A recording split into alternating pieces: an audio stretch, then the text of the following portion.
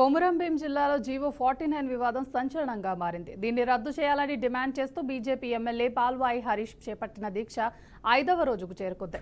దీంతో 5 రోజులుగా ఆయన ఆరోగ్యం క్షీణిస్తూ వస్తుంది. ఈ నేపథ్యంలో పాల్వాయి ఇంటికి బీజేపీ శ్రేణులు భారీగా చేరుకుంటున్నారు.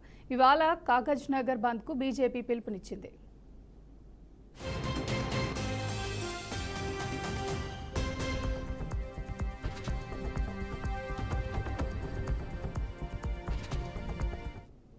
ఇదే అంశానికి సంబంధించి పూర్తి సమాచారాన్ని మా ప్రతినిధి శామ్ అందిస్తారు.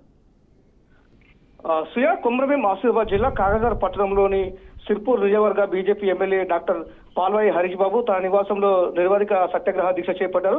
జీవో నంబర్ 49 ను పూర్తిగా రద్దు చేసి పోడు భూముల సమస్యలను పరిష్కరించే వరకు సత్యాగ్రహ దీక్ష చేపడతామంటున్న ఎమ్మెల్యే అంటున్న పరిస్థితి కనబడుతుంది. అయితే దీక్ష చేపడుతున్న నేపథ్యంలో ఇప్పటికే దాదాపు 5 రోజులు చేరింది తన దీక్ష.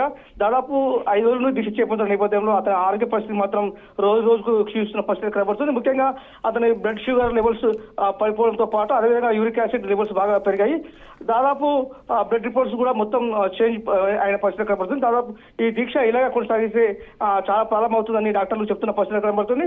అయితే ఈ దీక్ష చేపడుతున్న నేపథ్యంలో ఈ రోజు కాగజనగర్ పట్టణానికి బీజేపీ మాత్రం పిలిపించిన పరిస్థితి కనబడుతుంది. సుయా, థ్యాంక్ యూ శ్యామ్.